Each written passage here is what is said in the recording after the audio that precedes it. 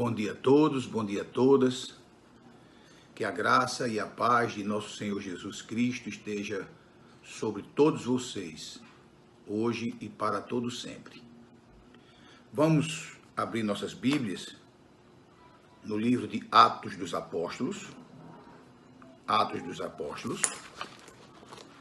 capítulo 2, e vamos ler do verso 42 ao verso 47. Atos dos Apóstolos, capítulo 2, de 42 a 47. Vamos lá? Diz assim a palavra do Senhor. E perseveraram na doutrina dos apóstolos, e na comunhão, no partir do pão e nas orações. Em cada alma havia temor, e muitos prodígios e sinais eram feitos por intermédio dos apóstolos. Todos os que creram estavam juntos e tinham tudo em comum. Vendiam as suas propriedades e bens, distribuindo o produto entre todos, à medida que alguém tinha necessidade. Diariamente perseveraram unânimes no templo, partiam pão de casa em casa e tomavam suas refeições com alegria e singeleza no coração, louvando a Deus e contando com a simpatia de todo o povo. Enquanto isso, acrescentava-lhe o Senhor, dia a dia, os que iam sendo salvos. Vamos orar? Pai, que a Tua palavra se estabeleça em nossa mente, em nosso coração, e esta palavra se transforme em vida, e que possamos viver, Pai, a Tua palavra. Que cada um ouvinte esta manhã possa ouvir diretamente palavras vindas do Teu trono. Que as palavras dessa minha boca e o meditar do meu coração sejam agradáveis a Ti, ó Senhor, rocha minha, Redentor meu. Amém e amém. Amém, queridos. Eu tenho ouvido muito, e agora de forma até muito mais frequente, as pessoas virem dizer: pastor, a vida está extremamente complicada. Minha vida complicou de pé a cabeça, virou tudo, está tudo muito confuso. É claro que agora, mais ainda, que estamos saindo dessa pandemia, né? Saindo da pandemia no que diz respeito à doença. Ela ainda está aí, o vírus ainda está aí, temos que tomar ainda muitas precauções, muitos cuidados, mas é claro que a gente vê que ela está muito menos intensa do que estava 3, 4 meses atrás, né? Tem diminuído o número de pessoas infectadas, os números de mortes, as pessoas estão menos afetadas na doença quanto à doença. Portanto, a pandemia tem dado uma esfriada, e isso é verdade, mas toda a humanidade, 100%, eu quero dizer que 100% do ser humano, ele de alguma forma foi e está sendo afetada por esta pandemia, não é isso? Foram afetados na área financeira, muita gente perdeu o emprego, muita gente teve que diminuir a sua renda, empresários, pequenos empresários, até grandes empresas fecharam suas portas, né? A gente tem passado às vezes no shopping e na rua, vê lojas fechadas, vê casas de festas fechadas, casas de shows, enfim, pessoas que perderam seu emprego, diminuíram sua renda. O mundo evidentemente está mais pobre. O mundo está ao todo muito mais pobre.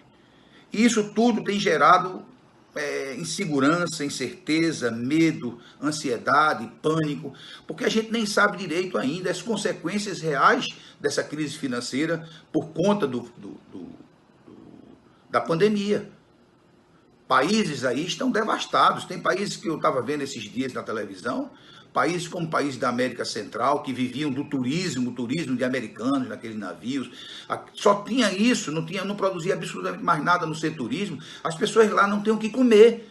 O país não tinha reserva para distribuir à população, e a população está morrendo de fome. E quanto tempo isso vai retomar? Nós não sabemos as consequências disso. atividades no próprio país, no nosso próprio Brasil, vão ter mais dificuldade de recuperar, de reerguer. Até porque existem dívidas para serem pagas. O próprio governo está gerando muitas dívidas para poder bancar essa ajuda que ele tem dado à população. Mas isso tem um custo. E nós não sabemos quanto tempo isso vai durar ainda, gerando consequências na vida pessoal, na família. Porque os problemas financeiros não afetam apenas o bolso, afetam também a mente, afetam também nossas relações, nossos relacionamentos.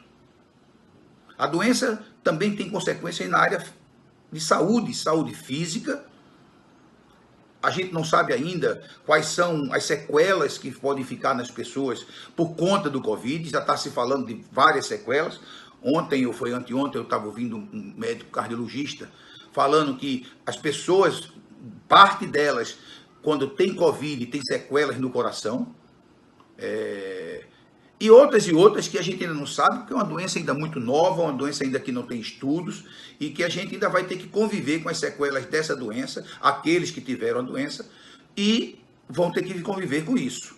Outros, as sequelas foram muito maiores, porque viviam luto, perderam pessoas durante a pandemia, por conta do Covid, estão vivendo luto, né? Então, são consequências terríveis na área de saúde física, mas também, e talvez eu acho que principalmente, nós estamos vivendo um problema sério, vamos viver um problema sério de doenças emocionais causadas pela pandemia. Isolamento social, desemprego, falta de renda, a doença, a própria doença, o confinamento das famílias dentro das casas, isso gerou, e com certeza, mais atrito, mais confusão, mais divórcio, mais brigas. Violência doméstica cresceu assustadoramente, tanto violência física como violência emocional, de marido e mulher, pais e filhos. As pessoas não estavam acostumadas a viver dentro do mesmo ambiente. As famílias viviam de forma dispersa, cada um, alguns até vivia viajando e quando voltava ficava em casa. E a pandemia levou essas pessoas a conviverem confinadas dentro de um ambiente, muitas vezes pequenos, sem nenhuma estrutura, e tinham que conviver ali dentro. E isso, as diferenças se manifestam, as diferenças se exacerbam, e com isso as brigas, confusões, discussões, mortes dentro das casas. E aí tudo isso, essa angústia de viver de tudo isso, essas aflições por conta da área financeira, por conta dos conflitos familiares, isso levou as pessoas ao alcoolismo. Nunca se bebeu tanto nesse período, as pessoas dentro de casa, de forma, mas sem ter o que fazer, então a fuga ia para o álcool, e aí divórcios, famílias desestruturadas, brigas de todo tipo, as ideologias ficaram muito mais visíveis e muito mais tangíveis durante essa pandemia. Houve uma polarização, problemas políticos aconteceram por divisões, o mundo ficou mais dividido. O Brasil está mais dividido por conta de ideologias. E aí o diabo, ele gosta dessa confusão, ele alimenta a confusão, alimentando mentira. Porque o que o diabo quer é que a gente se divida.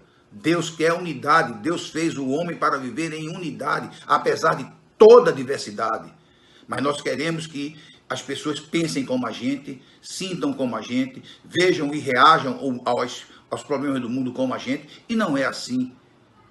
E isso gerou uma polarização gigantesca. Um remédio que era para curar, esse remédio virou um motivo de discussão, de briga, de confusão, de politicamente incorreto. E as pessoas que acreditam nisso eram mais, as pessoas que não acreditam também eram mais, porque o inferno são sempre os outros. E isso tudo, a vida ficou extremamente complicada. Está tudo muito complicado. E a pergunta é, o que eu posso fazer para descomplicar isso tudo? Como é que eu posso fazer para acabar com essa complicação no mundo, complicação na família, complicação em casa? Primeiro, queridos, eu quero deixar uma coisa bem clara. Você não vai conseguir mudar nada se você não mudar você. Toda mudança começa dentro. Tudo começa a acontecer dentro de mim.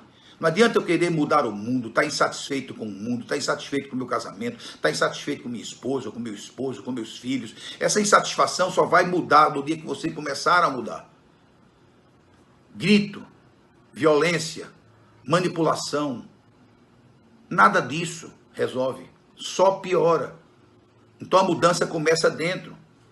As guerras que nós travamos, as principais guerras, não são fora, são dentro.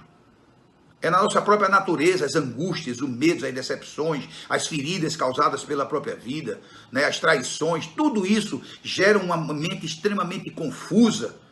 E essa mente confusa, complicada, aí vai começar a contaminar quem está perto. Então, se eu quero descomplicar minha vida, eu tenho que começar a olhar para dentro, começar por dentro. Não foi só a pandemia que complicou a vida. Não foi só a pandemia. A pandemia, eu acho que ela aumentou, ela intensificou as crises existenciais. Mas elas já existiam. As pessoas antes da pandemia já estavam confusas. As pessoas antes da pandemia já tinham angústias, decepções, medos, depressão, porque tudo isso vai gerando essas doenças psiquiátricas, depressão, síndrome do pânico, os consultórios psiquiátricos lotados, as clínicas de psicologia lotadas. Aumentou sensivelmente, quem se tiver psicólogo me ouvindo sabe disso, as pessoas buscando ajuda com psicólogos, com psiquiatras, com medicamentos, porque não estão dando conta do estágio de desequilíbrio emocional, de perturbação emocional, fruto de tudo isso que está acontecendo aí. Portanto, a pandemia apenas acentuou os problemas que nós já vivíamos antes dela. E eu creio que Deus usa de maldição para transformar em bênção.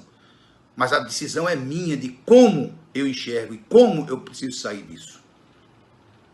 Claro que essa pandemia é uma maldição. Mas a gente pode, a partir dela, tirar conclusões que precisamos mudar. Algumas coisas a gente já percebeu. A gente percebeu, por exemplo, que eu fiquei muito tempo em casa, eu tinha muito tempo e a vida não parou. Eu gasto muito tempo com besteira, com porcaria, e eu fiquei em casa durante meses e percebi que nada parou. O mundo está aí. O mundo não mudou nada do que era, apenas piorou um pouco. Mas eu tive mais tempo para mim, para minha casa, para minhas filhas, para meus netos, para Michele, enfim. Eu tive mais tempo para conviver com as pessoas, porque eu estava 100% em casa.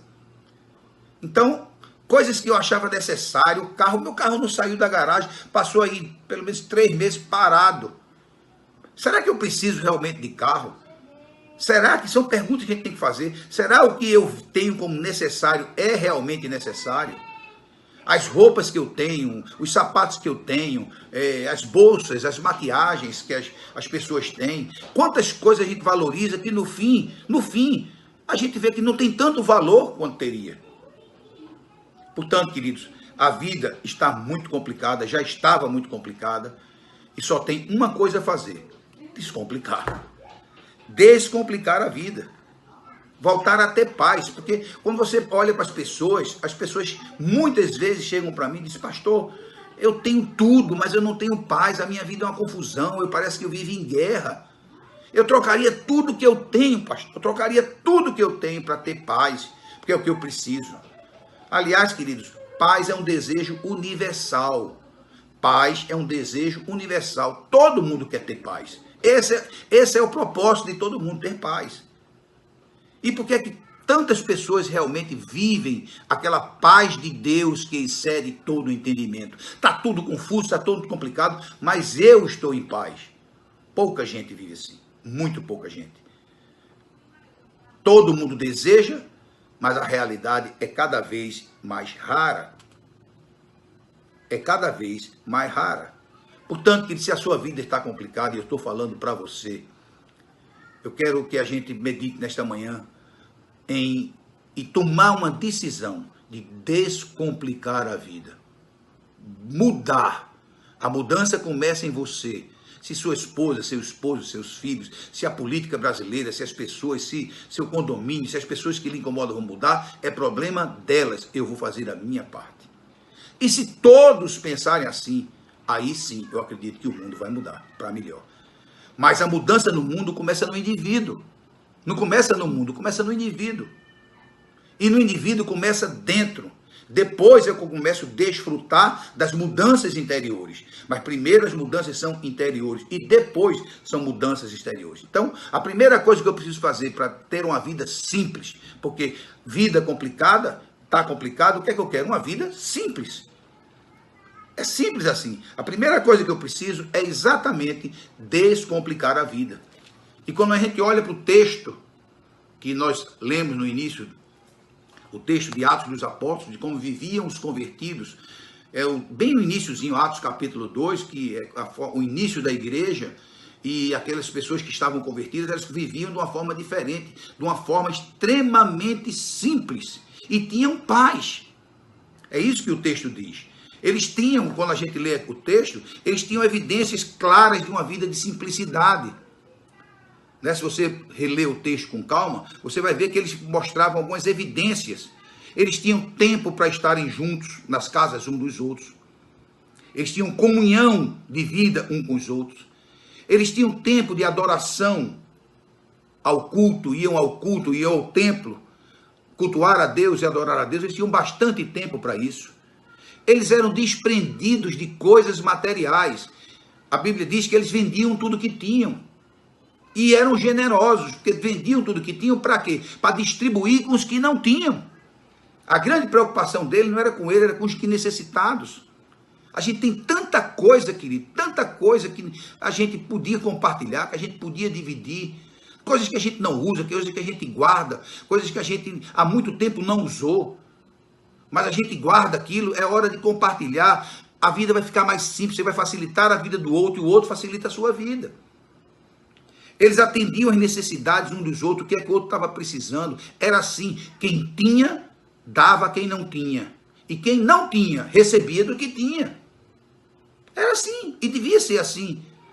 Se você tem, você compartilha o que não tem. E o que não tem vai fazer o quê? Só receber do que tem. Porque nós fazemos parte da vida um dos outros. Nós somos parte da vida do outro. A vida do outro tem a ver comigo. Um vírusinho desse tamanho invisível que ninguém vê, nasceu lá num mercado no interior da China, afetou todo o planeta, num único indivíduo. Num único indivíduo, esse vírus. E esse vírus afetou o mundo inteiro. A pobreza da África tem a ver comigo. A pobreza dos bairros paupérrimos tem a ver comigo. A vida das pessoas afeta a vida do outro. A gente tem que ter essa compreensão. Não adiantou os Estados Unidos, China, armas atômicas e nada disso adiantou, porque veio o vírus invisível que nasceu num único indivíduo lá na China e que afetou todos os Estados Unidos, Europa, enfim, Brasil, o mundo. Portanto, a gente tem que realmente aprender a cuidar um do outro, como viviam aqueles convertidos. Eles tinham um coração singelo. Ele diz isso, ele diz que eles partiam o pão de casa em casa, tomavam suas refeições com alegria e singeleza do coração, com simplicidade no coração. Eles viviam desse jeito, separavam tempo para se dedicarem à comunhão, à palavra, à oração. Eles oravam, eles se aproximavam de Deus, buscavam a Deus, cada dia mais com Deus. E eu quero deixar bem claro aqui uma coisa, você pode encontrar tudo fora do plano de Deus. Você pode encontrar riqueza, você pode encontrar influência, você pode encontrar poder, você pode encontrar curtida, você pode encontrar pessoas que dizem você é bacana, você é legal e levantam o seu ego. Você pode encontrar tudo. Você pode encontrar casa bonita, você pode encontrar carro, você pode encontrar fazenda, você pode encontrar casa de praia, você pode encontrar viagem. Tudo você pode encontrar fora de Deus. Tudo. Mas o que você mais necessita é paz. E a paz você não encontra fora do plano de Deus. Você não vai encontrar. Portanto, ter uma vida simples necessita de duas coisas simultâneas. Primeiro, uma decisão. Eu quero mudar. Se eu continuar agindo como eu agia e sendo influenciado pelo sistema como eu era influenciado, não vai mudar nada. Não vai mudar nada. Logo, logo vão vir as consequências. Mas então eu preciso ter uma decisão pessoal. Eu quero mudar. Eu desejo mudar. A mudança faz parte da minha vida. E eu quero isso. E segundo, entender que não é porque eu quero que as coisas vão acontecer. Entender que se não for a graça de Deus, a mão de Deus, eu andar perto de Deus, viver na direção de Deus, no sentido de Deus, só Deus dá uma direção que a gente não pode agir pelo que pensa, a gente não pode agir pelo que sente, a gente tem que agir pelo que crê. Não é fácil isso. Não é porque eu apenas decidi, eu vou mudar, que as coisas vão mudar. Não é assim. Era muito bom que nossa mente fosse uma chave. Né? Eu quero mudar nisso, aí vira a chave, mudou. Não é assim. Eu preciso gastar tempo com Deus, investir tempo com Deus, ter disciplinas espirituais para que eu ache paz. Paz é algo que acontece espiritualmente. Paz você não compra em supermercado. Paz dinheiro não compra. Paz influência não compra. Poder que você tem não vai comprar. Você não obtém paz com dinheiro ou com influência. Você só obtém paz no mundo espiritual com Deus. E aí quando você tem essa paz com Deus, é que você usufrui a paz de Deus, que excede todo o entendimento. Essa paz que o mundo está com maior confusão, o mundo está com problema, eu estou doente, eu estou com problemas financeiros de todo tipo, mas eu tenho paz. Essa é a paz de Deus. Só acontece porque eu primeiro tive a paz com Deus. Eu tenho uma relação de intimidade com Deus. Eu busco a Deus. Eu gasto tempo com Deus. Eu vou botando Deus para dentro. Eu vou me enchendo de Deus. E aquele oco, o oco no meu coração, aquele vazio no meu coração, que eu tento preencher com tantas coisas, que não preenche nunca, só Deus vai preencher aquele oco. Só Deus. Se eu entender isso e começar a buscar em primeiro lugar a Deus e seus valores, seus princípios, sua justiça, que as demais coisas vão me ser acrescentadas. Mas é primeiro buscar a Deus e não as demais coisas. Nós temos invertido tudo isso. Nós temos invertido a prioridade. Buscamos as coisas e não conseguimos e nos angustiamos e aí buscamos a Deus, mas estamos primeiro buscando as coisas. No dia que a gente buscar a Deus e tomar a decisão que tudo vem a partir de Deus, tudo acontece a partir de uma relação de intimidade, de uma relação cotidiana, diária, a todo momento com o Senhor, aí sim eu vou sendo transformado pela ação do Espírito. E eu vou sendo transformado à semelhança de Cristo. É isso que a Bíblia nos ensina. Portanto, queridos, você quer ter vida simples, primeiro, toma uma decisão. Eu posso sim complicar menos minha vida. E eu posso sim ter uma vida mais simples. Eu preciso decidir e ao mesmo tempo, me dedicar, me disciplinar, ter uma disciplina espiritual para que eu me fortaleça espiritualmente, para que os ataques que eu recebo do inimigo, do sistema, do mundo, das influências que eu recebo, eu possa combater com as armas do Espírito. Não tem outro caminho. Você pode crer ou você pode não crer. Não tem problema nenhum. Mas você vai ter as consequências de andar uma vida conforme o seu desejo, a sua vontade, como se você fosse o centro de tudo. Isso, viver uma vida egocentrista. Não pode ser assim. Não pode ser. Eu não sou o centro do universo, é o Senhor que é o centro. A vontade dele deve prevalecer sobre a minha vida. Você quer ter paz? Ande com o Senhor. Se submeta ao Senhor. Não é apenas dizer eu creio em Deus, eu vou para o culto, eu vou para a igreja, eu sou dizimista. Não tem nada a ver. É vida de intimidade com o Senhor e submissão. Deus é meu Pai, mas Ele é meu Senhor. Ele é meu Pai. Eu sou um filho amado, querido de Deus. E ninguém pode roubar isso de mim. Isso o capeta não rouba. O capeta tem roubado a minha paz, porque eu tenho dado brecha, eu tenho aberto brecha para o capeta roubar a minha paz. Mas a minha filiação de filho de Deus, esse ninguém rouba. Eu já fui escolhido pelo Senhor e você também. Você é um filho amado de Deus. Mas você precisa viver como esse filho e não viver como órfão. Tem muitas pessoas que são filhos de Deus, mas vivem como órfãos, sentindo falta de tudo. Então, queridos, é isso, nós precisamos fortalecer, se encher de Deus e tomar cuidado com dois ladrões. Tem dois ladrões que têm roubado a nossa paz. Tem vários ladrões, mas eu quero dizer que é dois que são essenciais. Primeiro, a falta de tempo. A gente não tem tido tempo. A gente, às vezes, cheios de boa intenção, porque eu acredito que todo pai é bem intencionado, toda mãe é bem intencionada. Eu não acredito que um pai seja mal intencionado. Eu não acredito que um pai queira o mal do filho. Não é possível isso na minha cabeça. Mas mesmo cheio de boas intenções, cometem erros gravíssimos. Por quê? Porque se enchem de coisas para fazer, dizendo muitas vezes que precisam ganhar mais dinheiro, porque querem dar uma escola melhor, uma vida melhor aos filhos, um conforto melhor ao filho, mas não é isso que o filho precisa. E aí vai se enchendo de coisas, essa falta de tempo, tem dificuldade de dizer não no trabalho, aí está sempre acumulando mais coisas, mais serviço, né? Sendo escravo dos outros. O outro pede uma coisa, a gente não sabe dizer não. Isso na igreja, isso fora da igreja, isso na família. E aí a gente vai se enchendo de ocupações e aquele tempo simples, um tempo de lazer, o tempo do ócio, o ócio criativo com a família, o sentar à mesa, compartilhar o almoço. Vivemos numa época do fast, tudo tem que ser fast, tudo tem que ser rápido. E as pessoas precisam pensar sobre isso. Eu não posso ser escravo disso.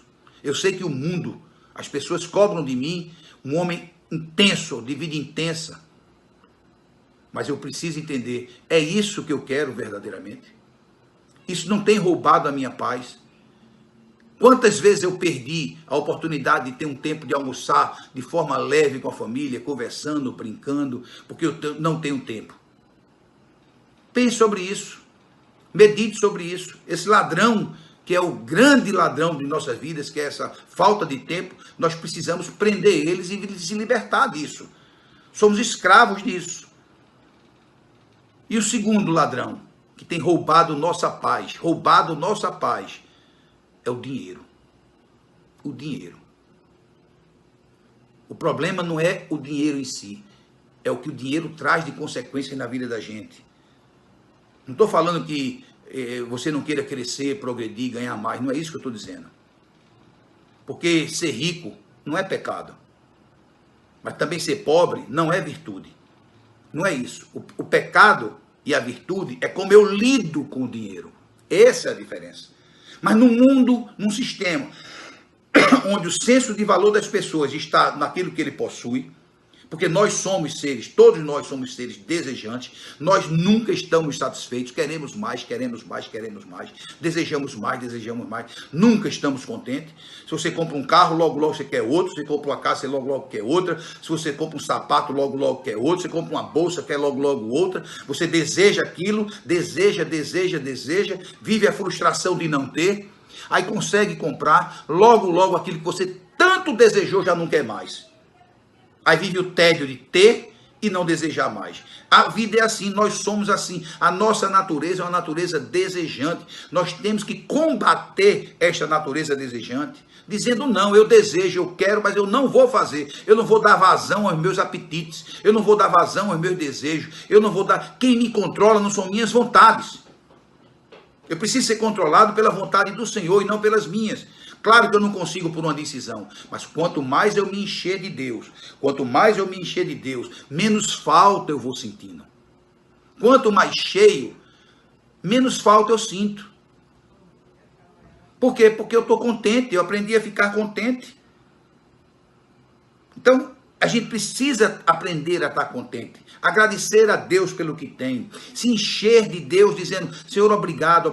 Queridos, veja quanto tempo você gasta nas suas orações pedindo a Deus. Pare um pouco e reflita comigo. Quanto tempo você gasta em petições a Deus? Não que seja errado pedir as coisas a Deus, ao contrário. O próprio Senhor manda a gente pedir a Ele. Mas o problema é que a gente tem gasto um tempo imenso pedindo, olhando para o que nos falta. Mas a gente esquece de agradecer a Deus tudo que Ele já nos deu. Se você está aqui hoje, se você está aqui me ouvindo, agradeça a Deus, você está vivo, você sobreviveu a essa pandemia. Isso é o maior dom de Deus, é o dom da vida.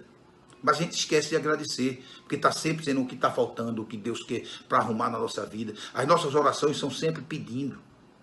Seja mais grato a Deus. Você, esta hora, já tomou o café da manhã e vai fazer o almoço, vai fazer o jantar, vai fazer o lanche, você vai fazer 2, 3, 4 refeições. Eu não estou falando aqui daqueles miseráveis. Esse realmente, a coisa é mais complicada. É muito mais difícil. O verdadeiramente miserável. Eu estou falando daquele que tem o que comer, que tem o mínimo para se vestir, que tem aquilo que é necessário para viver. Esses daí tem que ter uma vida grata, agradecer a Deus muito. Quanto mais eu agradeço a Deus, menos falta eu sinto do que tenho. Quanto mais eu agradeço pelo que eu já recebi, menos falta eu vou sentir do que eu não tenho. Então gaste mais tempo, façam isso, uma prática de você agradecer mais, agradeça o alimento que você tem, agradeça o sapato que você andou, entre no seu carro, pode estar velhinho, mas Senhor, obrigado pelo carro, porque milhões e milhões de pessoas estão andando a pé. Senhor, obrigado por esse pão que está na mesa, porque neste momento tem 2 bilhões de pessoas no planeta que não faz uma refeição por dia. Obrigado, isso é graça de Deus. Entenda isso. Seja agradecido, mas não, a gente fica querendo e aí não tem paz. Não tem paz, porque nós não damos conta. Não damos conta. Uma pessoa deseja um Corolla e sonha com um Corolla, imagina um carro maravilhoso e aí compra o Corolla, logo, não demora muito, já quer uma Mercedes. Aí fica com essa agonia e se compromete financeiramente com isso e aí desarruma toda a família, desarruma a área financeira da família por conta de um desejo. Ei, não seja escravo do seu desejo.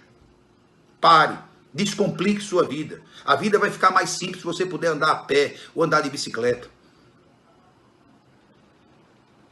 O que importa a você é você sair de um lugar para o outro. Se você tem um carro que é bonzinho, que é agradável, e se ele não é agradável, você pode andar com ele.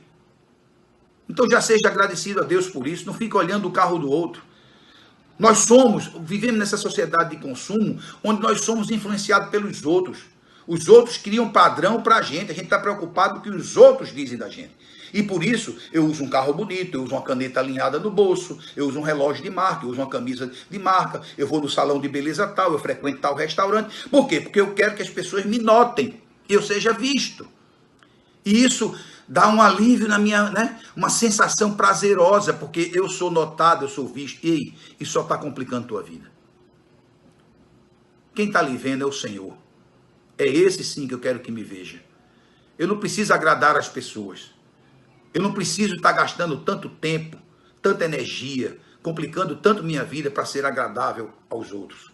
Não que eu seja indelicado, mas eu não posso ser agradável aos outros complicando a minha vida e da minha família. Então você precisa acabar com essa ideia de que você só é valorizado. E é verdade, o mundo que nós vivemos, o sistema que nós vivemos, valoriza não aquilo que somos, mas aquilo que possuímos. Esse é o sistema. Cabe a mim dizer, eu não faço parte desse sistema. É fácil? Não é. É muito difícil, mas é uma decisão. Você pode ir quebrando coisas, eu sei que você não vai tirar tudo de uma vez. Você pode ir lentamente tirando as coisas, vai ver que essas coisas que você pensava que facilitava, que trazia paz, só complicou sua vida. Comece a abrir mão. É difícil no início, mas à medida que você vai abrindo mão, você vai sendo restaurado. Aquilo que você abriu mão um tempo atrás, eu já fiz várias experiências como essa. Eu tenho isso na minha vida pessoal. Eu já fiz várias experiências como essa. Eu sei, eu quero, eu desejo, mas não compro. Eu não vou atender. E logo aquilo passou a não fazer parte mais da minha vida. É uma questão de tempo. No início, você tem crise de abstinência. De uma bolsa nova. De um sapato novo. De um carro novo. De uma moto nova. Bonita. Você tem crise de abstinência. Mas logo, tudo passa. E você vai ver que você vai viver muito melhor sem viver dependente daquilo. As coisas não podem controlar a minha vida. Não podem. Eu é que tenho que controlar as coisas. Mas as coisas estão invertidas. Porque eu necessito ser amado, eu necessito ser aceito, eu quero ser curtido nas redes sociais. Isso tem sido uma desgraça na vida das pessoas. Essa necessidade de ser curtido, de as pessoas dizer curti, valorizei, vai buscar o senso de valor fora do plano de Deus. Eu quero buscar o senso de valor em Deus. Só o Senhor me valoriza como eu sou, ninguém mais. Só o Senhor me aceita como eu sou, ninguém mais. Porque as pessoas, para me aceitar, criam regras, criam padrões, criam modelos, e eu tenho que me encaixar neste modelo para ser aceito. Basta. Ei, basta. Para com isso. Esse caminho é caminho de morte. Esse caminho é caminho de angústia, de medo, de frustrações, de decepção, de vida complicada. Saia disso. Saia disso. Comece a lutar, tome a decisão e vá buscar no Senhor uma vida perto do Senhor. Veja o que realmente para você é indispensável. Aquilo que é indispensável. O que é indispensável, aquilo que eu não posso abrir mão, querido, é minha saúde, é minha família, minha esposa, são meus filhos, meus netos, meus amigos, o meu círculo. Esse eu não posso abrir mão, eu não quero abrir mão, porque isso é o que tem valor. Eu nunca vi, nunca soube de um caso, de uma pessoa que num leito de morte, já perto de morrer, vai dizer assim, no hospital, diz, tragam a escritura dos meus imóveis, tragam os tratos bancários das minhas contas, traga meus diplomas, todos os diplomas que eu conquistei, todas as minhas conquistas, tragam isso. Eu nunca vi, porque isso não tem valor. Sabe o que, é que as pessoas dizem? Traz fulano que eu quero ver, traz Beltrano que eu quero ver, traz meu filho que eu quero restaurar. Ei, você teve a vida para fazer isso. Querido, amanhã é só uma possibilidade para mim e para você. É só isso. A gente não tem certeza de nada amanhã. Então o que a gente tem que fazer, faça logo. Precisamos fazer logo e não demorar. E ficar postergando, adiando aquilo que precisa ser feito logo. Quantas vezes é tarde demais? Quantas vezes você não tem tempo de dar um abraço para uma pessoa que você ama? Quantas vezes você não tem tempo de dizer, fulano, eu te perdoo ou me perdoa? Vamos restaurar. Às vezes não tem tempo. Foi tarde. Porque a gente fica adiando isso, por quê? Porque é o meu egoísmo, é o meu orgulho que não deixa. Ei, você vai ter que quebrar isso. Não tem outro caminho. Enquanto você guardar raiva, rancor, ressentimento, mágoa, tudo isso vai fazer mal a você mesmo. Não é fácil você liberar perdão. Não é fácil. Mas você precisa liberar perdão para ter paz. O perdão é remédio para quem perdoa. O remédio não é também é remédio para quem é perdoado, mas é muito mais remédio para quem perdoa. É cura, é libertação. A gente precisa entender que é pela palavra do Senhor que eu tenho que seguir e não pelo meu desejo. Alguém naturalmente deseja perdoar? Não, ninguém quer perdoar, porque ele vai abrir mão de um direito. Ninguém quer perdoar. Mas eu preciso perdoar, porque essa é a vontade de Deus para mim. Perdoa as nossas dívidas, assim como nós perdoamos a quem nós devemos. Os nossos ofensores, assim como quem nos ofendeu. Porque não há perdão de Deus se não houver o perdão entre os homens. E aí eu não experimento a paz, eu vou ser prisioneiro disso tudo. Entendam isso. Eu tenho que viver pelo que eu creio. A vida vai ser descomplicada. Eu tenho que viver obedecendo a Deus. Quando eu obedeço a Deus, a vida não complica. Agora, quando eu desobedeço a Deus, a vida complica. A complicação vem pela minha desobediência. Eu tenho que entender essas coisas, dizer, eu até quero fazer, mas eu não vou fazer porque eu vou desobedecer a Deus. Não é porque eu quero, Deus vai me amar mais, não é isso que eu estou dizendo. É que minha vida vai ficar mais simples, menos complicada. Grande parte das complicações, queridos, grande parte das complicações de nossas vidas são frutos de escolhas erradas nossas. Está na hora de dizer, basta, acabou, parou. Ajuda-me, Senhor. Ajuda-me, Senhor. Ajuda. E vai buscar em Deus a saída para isso tudo. Quando nós entendermos e encarnarmos essa palavra em nossas vidas, essa palavra se tornar vida em mim, eu viver de uma forma mais simples, viver com menos desejos, com menos apetites, e entender que eu preciso muito pouco dessas coisas para viver. O que eu preciso mais é de paz. E a paz de Deus só acontece quando eu tenho paz com Deus. Vida de intimidade com o Senhor.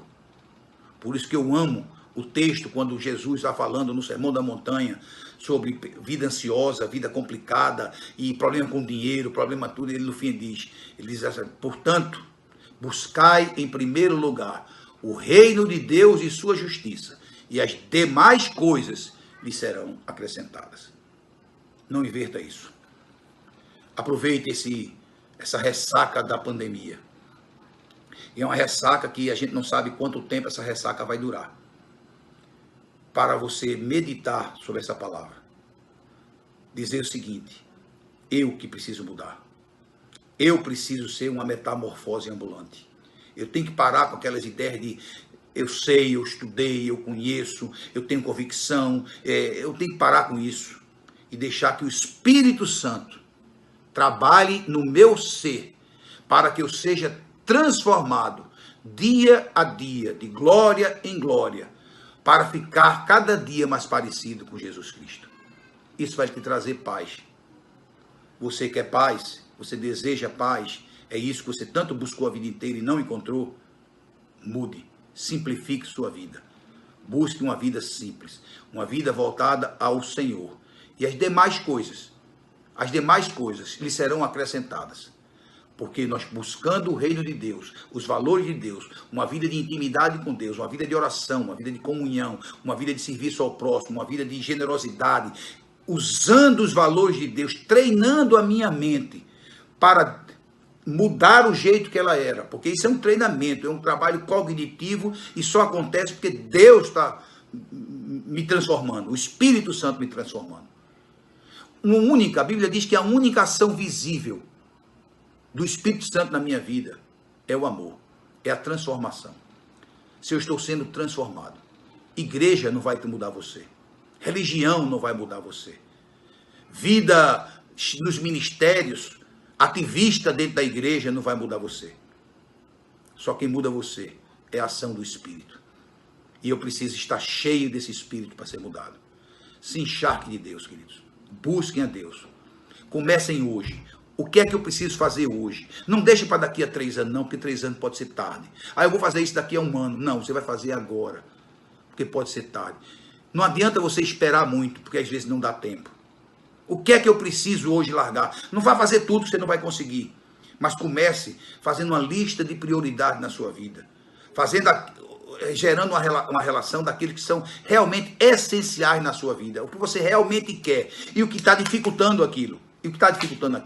Eu sei que não vai ser fácil largar. Mas você vai sim. Com o Senhor você vai largar. Essa é a minha oração.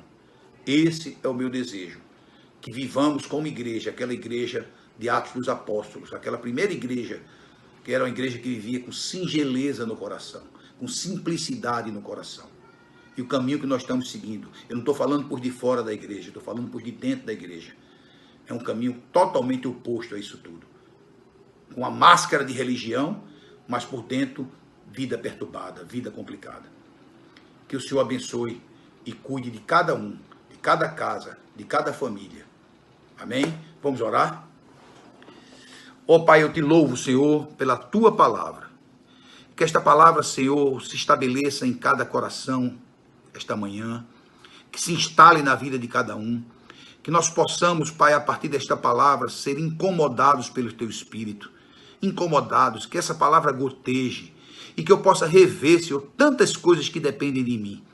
Eu fico exigindo tantas coisas dos outros, mudança nos outros, mudança na minha esposa, nos meus filhos, nos meus netos, no meu sócio, na minha empresa. Eu fico exigindo mudança no governo, na política, e eu não paro para mudar a mim, Senhor. Que o Senhor possa me ajudar, nos ajudar a ser transformados, abdicar daquelas coisas que não têm realmente nenhuma necessidade e que nós corremos atrás e gastamos tempo e energia com aquilo que é vazio, oco, não serve para nada, apenas nos dá prazer. E nós precisamos viver uma vida não apenas de prazer, mas do que nós precisamos é de paz. Em nome de Jesus, Pai, nós clamamos para o nosso bem, nosso próprio bem e para a tua glória. Amém, amém e amém. E esse momento do nosso culto é culto.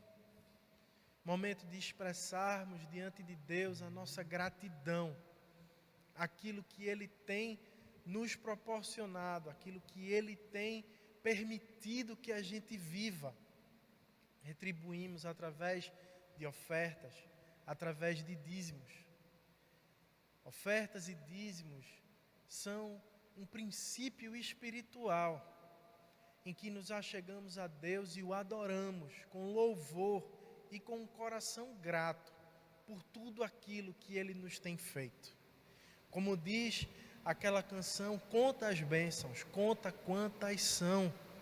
Se pararmos para pensar em todas as bênçãos que a gente tem recebido, que Deus tem permitido que a gente viva, certamente veremos que temos muito mais para agradecer do que para pedir. E é nesse sentimento de gratidão, com um coração cheio de louvor a Deus, que nos apresentamos nesse momento e doamos a Ele aquilo que Ele nos permite ter, aquilo que Ele nos concede. Então, nesse momento, através das contas que estão aparecendo aqui embaixo, eu convido a você a estar participando desse momento, através do seu internet banking, transferindo o dinheiro para essas contas. Ainda estamos aqui fechados, estamos nos reunindo, montando um plano para que possamos voltar às nossas atividades presenciais, mas por enquanto essa é a forma que temos para apresentar a Deus os nossos dízimos e ofertas. Contribua. Tenha um coração grato a Deus por tudo aquilo que Ele tem proporcionado em sua vida. E vamos todos juntos repetir as palavras bíblicas do ofertório.